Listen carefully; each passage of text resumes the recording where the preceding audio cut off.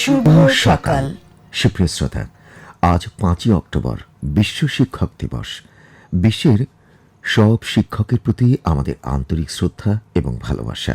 1995 সাল থেকে জাতিসংঘের অঙ্গ সংস্থা ইউনেস্কো সদস্যভুক্ত প্রতিটি দেশে বিশ্ব শিক্ষক দিবস উদযাপন করা হয়। মূলত শিক্ষা ও উন্নয়নের ক্ষেত্রে শিক্ষকদের অসামান্য অবদানের স্বীকৃতি হিসেবেই দিবসটি পালন করা হয়। শিক্ষকতা একটি পেশা এবং নিঃসন্দেহে সৃজনশীল কাজ। শুধুমাত্র প্রাতিষ্ঠানিক শিক্ষা একজন মানুষকে সফল মানুষ হিসেবে গড়ে তুলতে পারে না। প্রয়োজন লেখাপড়ার পাশাপাশি বাস্তবতাকে মোকাবেলা করে স্বপ্নময় সোনালী পথের দিকে এগিয়ে চলার মানসিক দৃঢ়তা, শক্তি, সাহস এবং সততার শিক্ষা।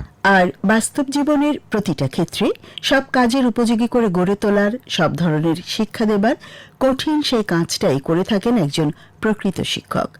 মানুষ গড়ার কারিগর হয়ে যিনি মানুষকে আলোকিত জীবনের শিক্ষায় দীক্ষিত করেন, জীবনের প্রতি মুহূর্তেই আমরা তাঁর কাছে ঋণী।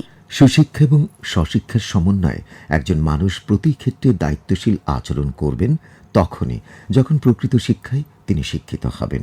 প্রতিজন মা বাবার চাওয়া তাঁদের সন্তান জীবনে সফল হোক, মানুষ হিসেবে মানবিক হোক।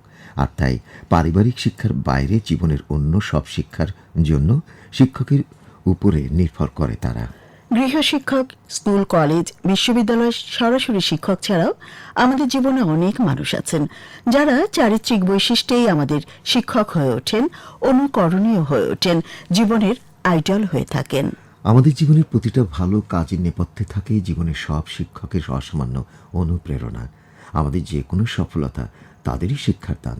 শুধু এই একটি দিবসেই নয়, আমাদের প্রতিজন শিক্ষক প্রতিদিনই আমাদের কাছে শ্রদ্ধেয়, পূজনীয়। আমারে তুমি অশেষ করেছো, এমনি লীলা তব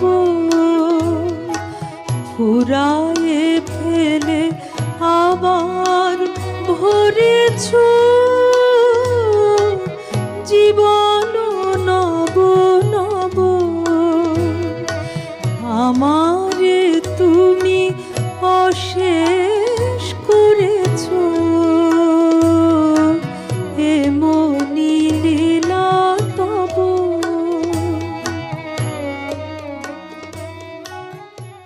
বন্ধুরা, শরতের প্রায় শেষ সময়। ছুটির এই স্নিগ্ধ সকালে প্রকৃতি যখন মিষ্টি ভালোবাসায় ভরিয়ে রেখেছে চারিদিক, তখন সব ভাবনা দূরে সরিয়ে আমরাও ছুটি ছুটি আমেজে আপনাদের জন্য নিয়ে এলাম এক রাশ শুভকামনা এবং ভালোবাসা। সুপ্রিয় শ্রোতা বন্ধুরা, রোববারে নিয়মিত সব আয়োজন নিয়েই আজ থেকে শুরু হলো মহানগর শনিবারের পথ চলা। স্বাগত সবাইকে পুরনো আঙিনায় নতুন করে প্রভাতী ম্যাগাজিন মহানগরের আজকের আয়োজনে। আর সাথেই রয়েছি আমি শাকিল আহমেদ এবং আমি তনিমা করিম। আমরা এই সকালটাকে যতই স্নিগ্ধ আর নির্মল দেখছি বা অনুভব করছি, ঢাকার বাতাস কি সত্যি ততটা নির্মল? এই প্রশ্নের উত্তরে একটা তথ্য তুলে ধরছি আপনাদের সামনে। বায়ু দূষণের পরিস্থিতি নিয়মিত তুলে ধরে সুইজারল্যান্ড ভিত্তিক প্রতিষ্ঠান আইকিউ এয়ার। গত 2রা অক্টোবর বুধবার আইকিউ এয়ার রিপোর্ট অনুযায়ী সকাল 8:30টার দিকে বায়ু দূষণে বিশ্বের 120টি শহরের মধ্যে রাজধানী ঢাকার অবস্থান ছিল ষষ্ঠ। এ সময় বাতাসের মানসূচকে ঢাকার স্কোর ছিল 157। বাতাসের এই মান অস্বাস্থ্যকর বলে বিবেচনা করা হয়। সময় এবং পরিস্থিতির পরিবর্তনে বায়ু দূষণের এই সূচক কম বেশি হতে পারে, কিন্তু দূষণ মুক্ত হয় না। এর থেকে সুরক্ষায় বেশ কিছু পরামর্শ দিয়েছে আইকিউ এয়ার। এর মধ্যে আছে বাইরে বের হলে মাস্ক ব্যবহার করা, খোলা স্থানে ব্যায়াম না করা এবং ঘরের জানালা বন্ধ করে রাখা। মূল কথা হচ্ছে নিজ ব্যবস্থায় সচেতন থাকা।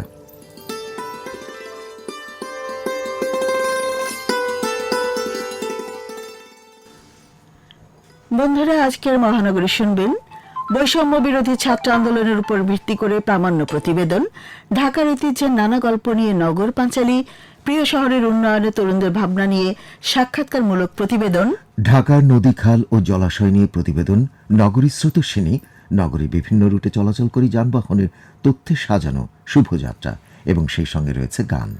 শুরুতেই বৈষম্য বিরোধী ছাত্র আন্দোলনের উপর ভিত্তি করে প্রামাণ্য প্রতিবেদন। সরকারি চাকরিতে কোটা প্রথা বহালের বিষয়ে গত 5 জুন একটি রায় দিয়েছিল হাইকোর্ট। এই ঘটনার পর কোটা সংস্কারের দাবিতে আন্দোলন শুরু করেন ঢাকা বিশ্ববিদ্যালয়, জাহাঙ্গীরনগর সহ বিভিন্ন বিশ্ববিদ্যালয়ের শিক্ষার্থীরা। শুরুর দিকে যে যার মতো করে প্রতিবাদ বিক্ষোভ পালন করলেও পরবর্তীতে সারা দেশে সমন্বিতভাবে আন্দোলন পরিচালনার জন্য একটি প্ল্যাটফর্ম গড়ে তোলার কথা চিন্তা করেন তারা।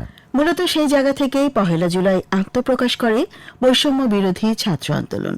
আসুন শুনি এই আন্দোলনের উপর ভিত্তি করে প্রামাণ্য প্রতিবেদন। গ্রন্থনা এবং উপস্থাপনায় আছেন মামুনুর রশিদ।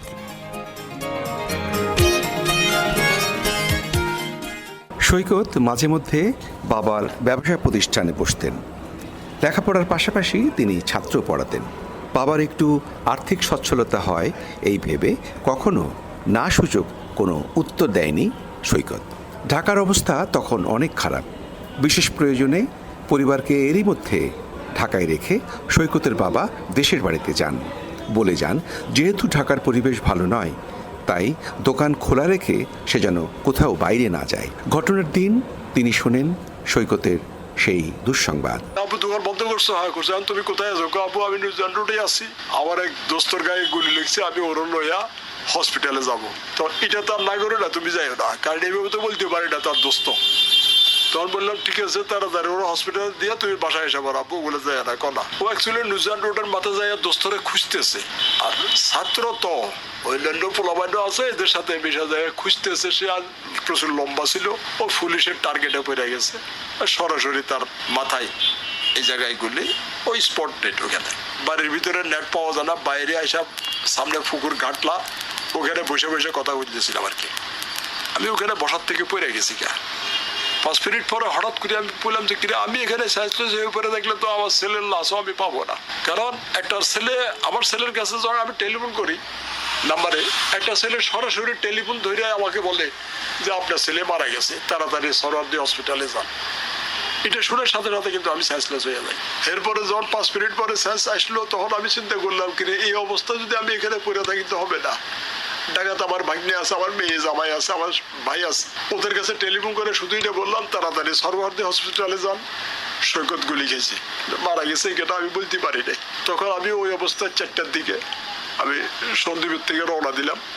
আর ওই যে ছেলের মোবাইল যে ছেলেটা নিয়ে গেছে, ও আমার সরাসরি এটা বললে ও মোবাইল বন্ধ করে দিছে, আর যোগাযোগ করতে পারি নাই। তো যাক, ওই ছেলেটার ধন্যবাদ, অন্তত ওর কাছ থেকে আমি খবরটা পাই। আমার ছেলের লাশটা তো পাইছি। আমার ভাইয়ের কাছে, ভাইনার কাছে, মেয়ে জামাইয়ের কাছে কল করার পরে ওরা 10 মিনিটের ভিতরে চলে গেছে সরওয়ার্দীতে, যাইয়া ইমার্জেন্সিতে যাই ওর ডেড বডি পাই আর কি।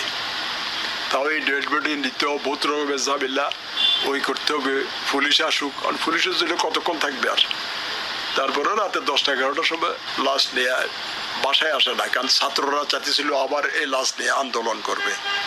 আমার ভাগ্নে, আমার ভাই, আমার মেয়ে জামাই দেয় নাই। আপনাকে সান্ত্বনা দেওয়ার ভাষা আমাদের নাই। তারপরও আমাদের প্রত্যাশা যে সৈকত যেখানেই থাকুক তার আত্মার শান্তি কামনা করছি এবং আপনাদেরকেও সমবেদনা জানাচ্ছি।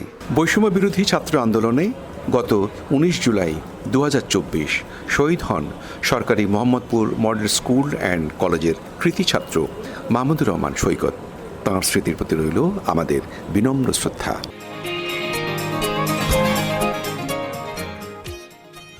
প্রিয় বন্ধুরা, বৈষম্য বিরোধী ছাত্র আন্দোলনের উপর ভিত্তি করে প্রামাণ্য প্রতিবেদন শুনছিলাম আমরা।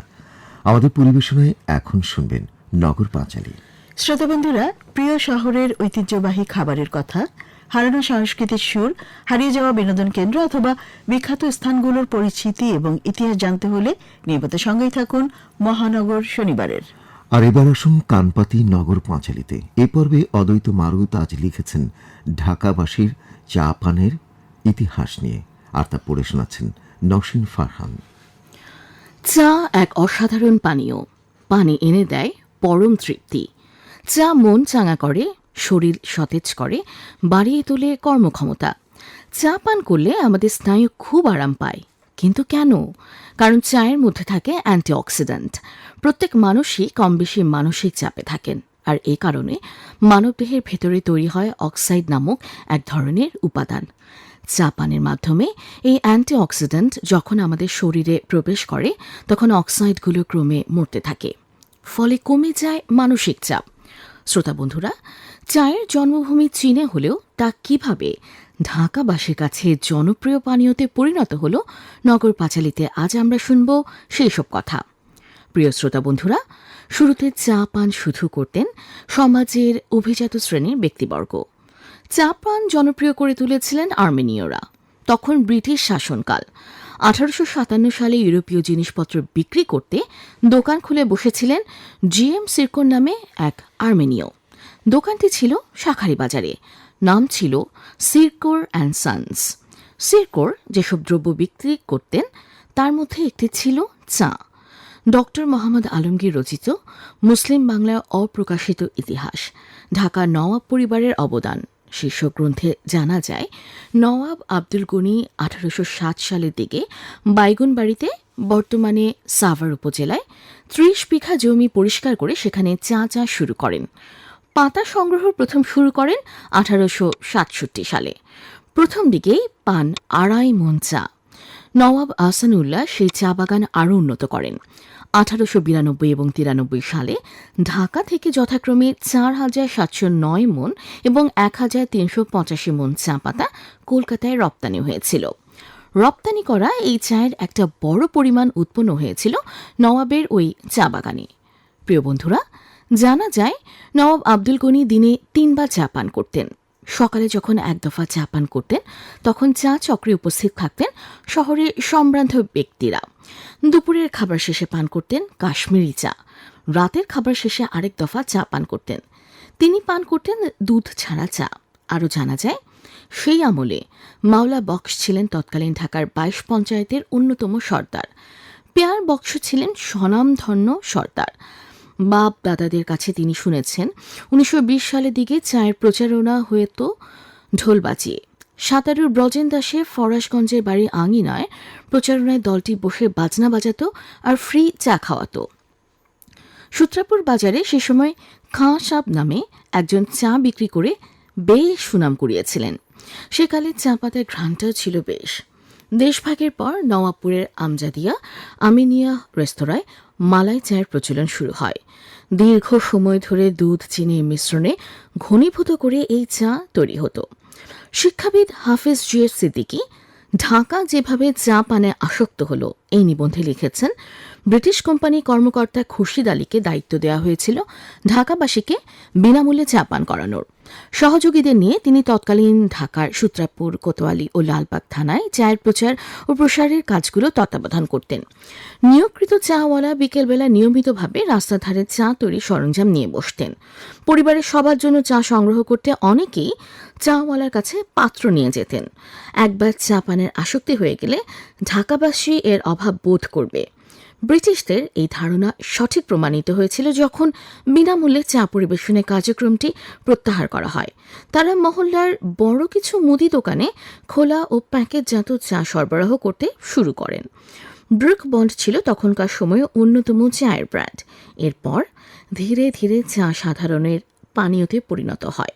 বন্ধুরা, ব্রিটিশদের চালু করা বিনামূল্যের সেই চা পান করতে করতে আমরা ক্রমে পাক্কা চাখোর জাতিতে পরিণত হয়েছে।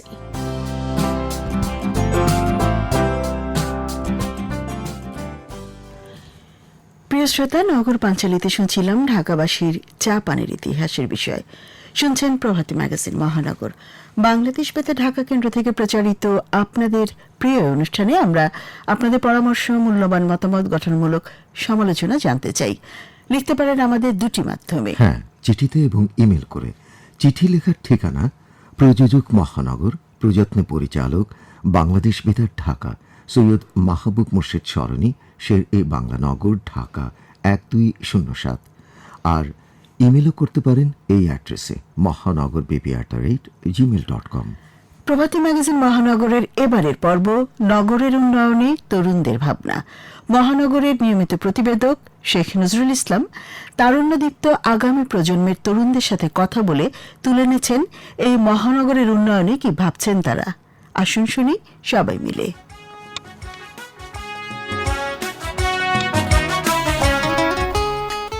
শ্রোতা বন্ধুরা, নগর উন্নয়নের তরুণ ভাবনায় আপনাদের সবাইকে জানাচ্ছি সাদর আমন্ত্রণ।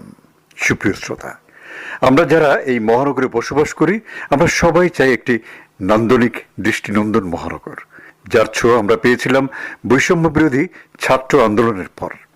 মহানগরের প্রতিটি দেয়ালে দেয়ালে শোভা পেয়েছিল অনিন্দ সুন্দর সব ছবি এবং মোরাল, যার মাঝে অন্তর্নিহিত ছিল প্রতিবাদের ভাষা এবং নতুন স্বপ্ন নিয়ে একটি নতুন বাংলাদেশ গড়ার প্রত্যয়। আর এই কাজটি রংতুলির মাধ্যমে যারা ফুটিয়ে তুলেছিলেন তারা হলেন ঢাকা বিশ্ববিদ্যালয়ের চারুকলা অনুষদের শিক্ষার্থীরা এবং তাদের সাথে যোগ দিয়েছিলেন সাধারণ শিক্ষার্থীরা। আজ আমি কথা বলবো তাদের সাথে, যারা এই নান্দনিক কর্মকাণ্ডের সাথে যুক্ত ছিলেন সেসব তরুণ শিক্ষার্থীরা এবং যারা এই মহানগরকে করে তুলেছিলেন অনিন্দ সুন্দর এক মহানগর। শ্রোতা বন্ধুরা, আমি কথা বলছি ঢাকা বিশ্ববিদ্যালয়ের চারুকলা অনুষদের কয়েকজন শিক্ষার্থীর সঙ্গে, যারা বৈষম্য বিরোধী ছাত্র আন্দোলনে দেয়ালে বিভিন্ন ছবি আঁকার মাধ্যমে তাদের প্রতিবাদের ভাষাগুলো উন্মোচন করেছিলেন এবং ওই ছবিগুলো কিন্তু একসময় নগরীর সৌন্দর্য বৃদ্ধিতে সহায়ক ভূমিকা পালন করেছিল। কথা বলছি একজনের সঙ্গে। আপনার কি নাম ভাইয়া? আমার নাম স্পর্শপ্রিয়। স্পর্শ, আপনি কোথায় পড়াশোনা করেন? আমি ঢাকা ভার্সিটি চারুকলা ফ্যাকাল্টিতে প্রিন্ট মেকিং ডিপার্টমেন্টে। এই যে বৈষম্য বিরোধী ছাত্র আন্দোলনে দেয়ালে দেয়ালে যে মুরালগুলো আপনারা এঁকেছিলেন, তাই না, এর মাধ্যমে আপনারা কি বোঝাতে চেয়েছিলেন? এখানে আসলে দুইটা ভাগ আছে। কিছু আসলে এখানে পলিটিক্যাল একটা জিনিস আছে, যেগুলো হচ্ছে জুলাইয়ের যে গণ অভ্যুত্থানের স্মৃতিগুলা, যেটা মেনলি মানুষজন হচ্ছে অনেক রিস্ক নিয়ে যে গ্রাফিটিগুলো করেছিল, যেটাকে আসলে গ্রাফিটি বলা হয়, সেগুলো একটা ঢেকে দেওয়ার একটা প্রচেষ্টা ছিল। সেটা নিয়ে আসলে এই জিনিসটা শুরু হয়েছিল, কিন্তু এরপরে যখন মানুষ এটা নিয়ে একটু সচেতন হতে পেরেছে, তখন মানুষ ওই মুরালগুলো করেছে, কিন্তু ওই মুরালের মধ্যেও তারা হচ্ছে জুলাই গণ অভ্যুত্থানের বিভিন্ন স্মৃতিগুলো তুলে ধরেছে এবং মনে করি সেটাই দরকার, যেন মানুষ আসলে যেন সেগুলো ভুলে না যায়। কথা বলছি আরেকজনের সঙ্গে। কি নাম আপনার? আমি তামিম, কোথায় পড়াশোনা করেন? চারুকলা ফ্যাকাল্টিতে পাত্রকলা বিভাগে পড়ছি। আপনি তো জানেন যে বৈষম্য বিরোধী ছাত্র আন্দোলনের পরে ছাত্র ছাত্রীরা কিন্তু বিভিন্ন দেয়ালে আলপনা এঁকেছিল, মোরাল এঁকেছিল। এটা কিন্তু নগরের সৌন্দর্য বর্ধন করেছে, তাই না?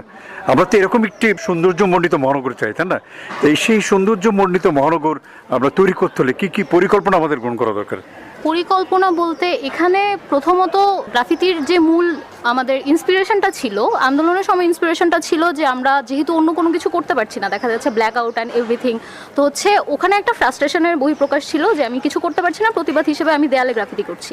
তো আন্দোলন পরবর্তী সময়ে জিনিসটা চেঞ্জ হয়ে গেছে। এখন জিনিসটা হচ্ছে একটা অ্যাস্থেটিকের দিকে গেছে, যে আমরা হচ্ছে সৌন্দর্য বন্ধনের জন্য মিলনি করতে যাচ্ছি। তো একদম ইমিডিয়েটলি আন্দোলনের পরপর যেটা হয়েছে যে সবাই স্ক্যাটার্ডভাবে গ্রাফিতিগুলো করেছে, মানে এক একজন নিজেদের স্বাধীনতা অনুযায়ী করেছে। তো ওটা একটা স্বাধীনতার বহিঃপ্রকাশ ছিল, কিন্তু সেক্ষেত্রে আমার মনে হয় যে অ্যাস্থেটিকের যে মেন জিনিসটা, ওটাতে একটু ঘাটতি থেকে গেছে। তো এখন পরিকল্পনা করতে গেলে আই গেস সরকারিভাবে অথবা স্টুডেন্টরা নিজেদের মধ্যে সমন্বয় করে এই জিনিসটাকে হচ্ছে নতুন করে গ্রাফিতি করার চেষ্টা আমরা করতে পারি। আপনাকে অনেক অনেক ধন্যবাদ। আমি কথা বলবো আরেকজনের সঙ্গে। আপনার কি নাম? ইজাজ। ইজাজ, আপনি কোথায় পড়াশোনা করেন? আমি চারুকলা অনুষদে প্রাচ্যকলা বিভাগে পড়ছি। আপনি একটু বলবেন যে আমাদের এই মহানগরকে আরো বেশি সুন্দরতম করে সাজানোর জন্য কি কি কাজ করতে হবে আমাদেরকে? আমরা একটা যে গণ অভ্যুত্থানের মধ্যে দিয়ে গিয়েছি, আমাদের সবারই মানসিক কিছু পরিবর্তন এসেছে। আমরা নৈতিকভাবে যেন আমরা সামনের দিনগুলোতে চলতে পারি, সেই মন মানসিকতা বজায় রাখতে হবে। তো আমাদের নিজেদেরকে আগে আরও সহিষ্ণু হতে হবে। বাক স্বাধীনতার কথা বলছি আমরা, সবার যেহেতু বাক স্বাধীনতা আছে, সবাই সমানভাবে কথা বলতে পারবে এবং সবার যে কথাটা যারা যেভাবে বলতে চায় তার কথাটা শুনতে হবে, যে জিনিসটা নর্মালাইজ করতে হবে, যে আরেকজন আমার মতের সাথে তার বিরোধ থাকতেই পারে, তার কথাটা আমি মেনে নিয়ে বা আমি তার কথাটা কতটুকু সম্মান দিয়ে তাকে আমি বুঝাবো আমার পার্সপেক্টিভ, সেই মানসিকতাটা রাখতে হবে। আমার মতে যে এই নিজেদের জায়গা থেকে এই জিনিসগুলো ঠিক করলে আস্তে আস্তে আমরা সামনের দিকে আরও ভালোর দিকেই আঁকাবো। যদি না আমরা পরামর্শ সহিষ্ণুতা মানে নিজেদের মধ্যে বিল্ড আপ করতে না পারি, তাহলে অ্যাকচুয়ালি কোনো কিছু সম্ভব না, কারণ ডিসকাশনের মাধ্যমেই মানুষ সামনে আগায়। আপনাকে অনেক অনেক ধন্যবাদ। এই মহানগরকে নান্দনিক এবং সুন্দরের ছোঁয়ায় দৃষ্টিনন্দন করে তোলার দায়িত্ব আমার, আপনার, আমাদের সবার। আমরা সবাই যদি এই দায়িত্ব কাঁধে নিয়ে যার যার অবস্থান থেকে সেই দায়িত্বগুলো সুচারুভাবে পালন করতে পারি, তাহলে একদিন এই মহানগর হয়ে উঠবে সুন্দর থেকে আরও বেশি সুন্দরতম। প্রিয় শ্রোতা, নগর উন্নয়নের তরুণ ভাবনা আজ পর্যন্তই। ধন্যবাদ আপনাদের সবাইকে।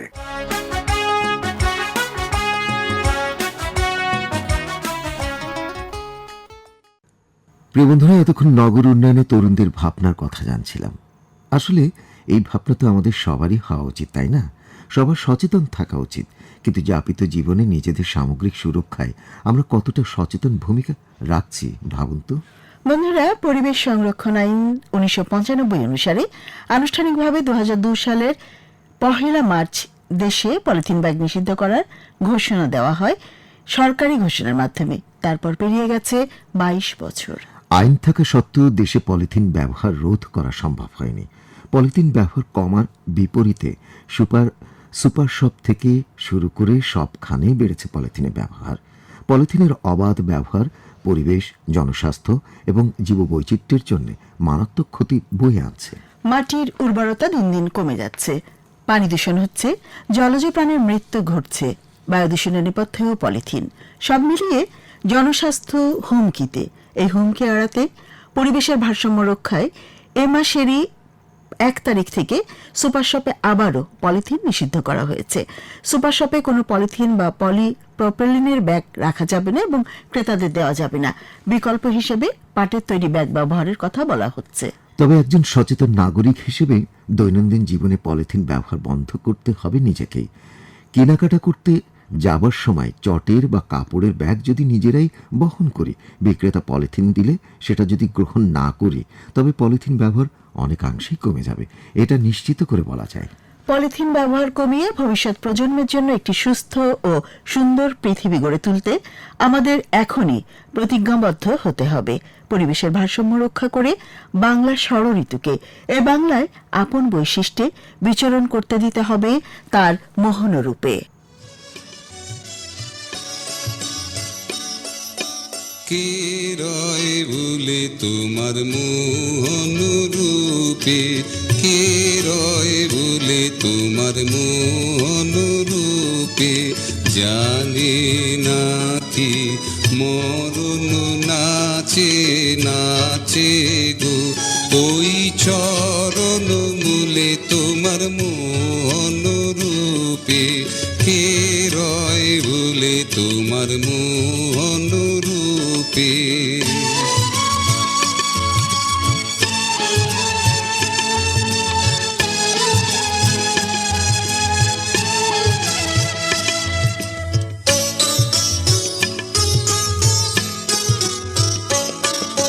শরত আলোর আঁচল টুটে, কিসের ঝলক নেচে উঠে, শরত আলোর আঁচল টুটে, কিসের ঝলক নেচে উঠে, ঝড়ে নেছো এলো চুলে তোমার মোহন রূপে, কে রয় বলে তোমার মোহন রূপে।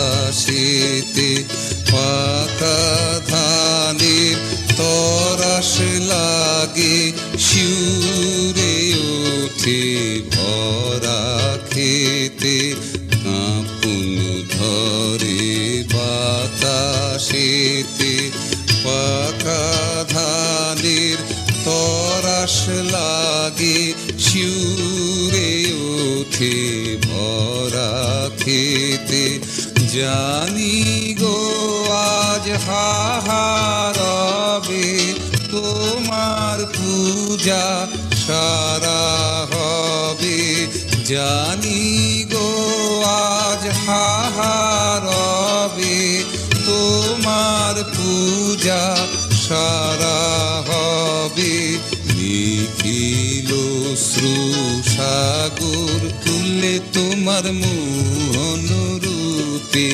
কে রয় বলে তোমার মোহন রূপে, জানি নাকি মরণ নাচে নাচে গো।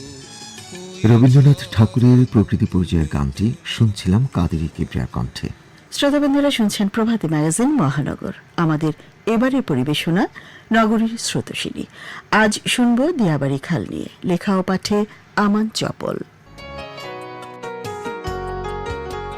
রাজধানীর উত্তরায় 4.34 কিলোমিটার দীর্ঘ দিয়াবাড়ি খালটি হয়তো অনেকেরই চেনা।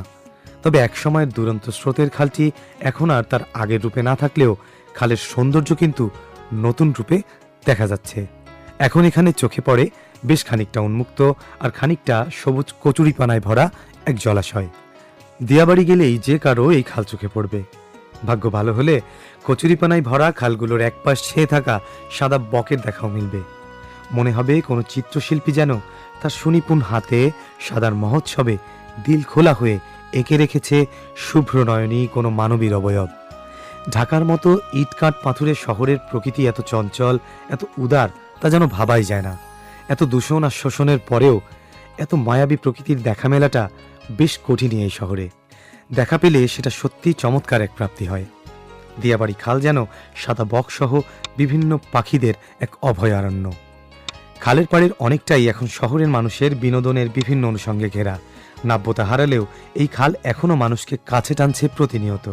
ব্যস্ত শহরের কোল ঘেঁষে এমন খোলামেলা পরিবেশ হয়তো এখনও বাঁচিয়ে রেখেছে দিয়াবাড়ি খালটিকে। সময়ের সাথে সাথে পুরনো চেহারা আর নাব্যতা হারাচ্ছে দিয়াবাড়ি খাল। যথাযথ রক্ষণাবেক্ষণের অভাবে অনেক জায়গায় ভরাট হয়ে যাচ্ছে। সেই সাথে কোথাও কোথাও চোখে পড়তে পারে ময়লার স্তূপও, যা ধীরে ধীরে এই খালটির অস্তিত্বকে হুমকির মুখে ফেলতে পারে। অবসন্ন মানুষের আশ্রয় এখন দিয়াবাড়ি খালের খোলামেলাই পরিবেশ। আর তাই পরিবেশকে সবসময় দখল ও দূষণমুক্ত রাখতে হবে। তবেই এই খালগুলো প্রাণের অভয়ারণ্যে পরিণত হবে। যুগ যুগ বেঁচে থাক এসব খাল কিংবা নদ নদী, এই প্রত্যাশা জানিয়ে শেষ করছি। নগরীর স্রোতস্বিনী পর্বটি শুনছিলাম। চলে এসেছি ম্যাগাজিনের শেষ প্রান্তে। এখনকার পরিবেশনায় থাকছে শুভযাত্রা। আজ ঢাকার ভেতরে আজিমপুর থেকে বিভিন্ন রুটে চলাচলকারী কয়েকটি বাস সার্ভিসের নাম জানাবো। আসুন শুনি। বিকাশ পরিবহন আজিমপুর থেকে নীলক্ষেত হয়ে new market, city college, Kalabagan, Dhanmondi 27, Dhanmondi 32, খামারবাড়ি, ফার্মগেট, জাহাঙ্গীরগেট, মহাখালী সৈনিক ক্লাব, বনানী, কাকলী, কুড়িল বিশ্ব রোড, খিলক্ষেত, এয়ারপোর্ট, আবদুল্লাহপুর হয়ে কামারপাড়া পৌঁছে যায়। আরেকটি বাস দেওয়ান আজিমপুর থেকে New market, city College, Science Lab, Katabon, Shahbag, Bangla Motor, Farmgate, Jahangir Gate, Mohakhali, Wireless মোড়, গুলশান 1, বাড্ডা নতুন বাজার, বসুন্ধরা এবং কুড়িল বিশ্ব রোড পর্যন্ত যাত্রী সেবা দেয়। VIP 27 Azimpur, Nilkhet, new market, city college, Kalabagan, Dhanmondi 27, Dhanmondi 32 হয়ে খামারবাড়ি, ফার্মগেট, জাহাঙ্গীরগেট, মহাখালী সৈনিক ক্লাব, বনানী, কাকলী, কুড়িল বিশ্ব রোড, খিলক্ষেত, এয়ারপোর্ট, আবদুল্লাহপুর, টঙ্গী, গাজীপুর চৌরাস্তা পর্যন্ত এই লম্বা রুটে চলাচল করে। আজ শুভযাত্রা পর্বটি তাহলে এই পর্যন্তই। হ্যাঁ, এ পর্যন্ত। তবে আরও কিছু কথা। বন্ধুরা, গত 1 অক্টোবর মঙ্গলবার থেকে বিমানবন্দর সংলগ্ন 3 কিলোমিটার সড়কে হর্নমুক্ত নীরব এলাকায় পরিণত করার কর্মসূচি ঘোষণা দেওয়া হয়েছে। এই কার্যক্রমের ঘোষণা দেন পরিবেশ উপদেষ্টা সৈয়দা রিজওয়ানা হাসান। অক্টোবর নভেম্বরে রাজধানীর প্রধান প্রধান সড়কে এবং ডিসেম্বর জানুয়ারি থেকে ঢাকা জুড়ে চলবে এই অভিযান। হর্নের অতিরিক্ত ব্যবহার পরিণত হয়েছে শব্দ দূষণ। দণ্ডের ভয় না, সারা শহরে এই নিয়ম মানতে হবে সবার শ্রমণ ক্ষমতা নিরাপদ রাখার জন্য। হ্যাঁ, আর মনে রাখতে হবে বর্তমানে বিমানবন্দরের উত্তরে স্কলাস্টিকা পয়েন্ট থেকে দক্ষিণে হোটেল লা মেরিডিয়ান পর্যন্ত 3 কিলোমিটার এলাকায় হর্ন বাজালে শুনতে হবে, গুনতে হবে জরিমানা। শেষ করছি শনিবারের মহানগর। আজকের মহানগর গ্রন্থনা করেছেন তনিমা করিম, উপস্থাপনায় ছিলাম আমি শাকিল আহমেদ এবং আমি তনিমা করিম। প্রযোজনা সহযোগিতায় মোহাম্মদ আমিরুল ইসলাম, প্রকৌশল সহযোগিতা দিলেন মোসাম্মদ নুরজাহান, তত্ত্বাবধানে শাহনাজ বেগম এবং মহানগর প্রযোজনা করলেন তৃপ্তি কণা বসু।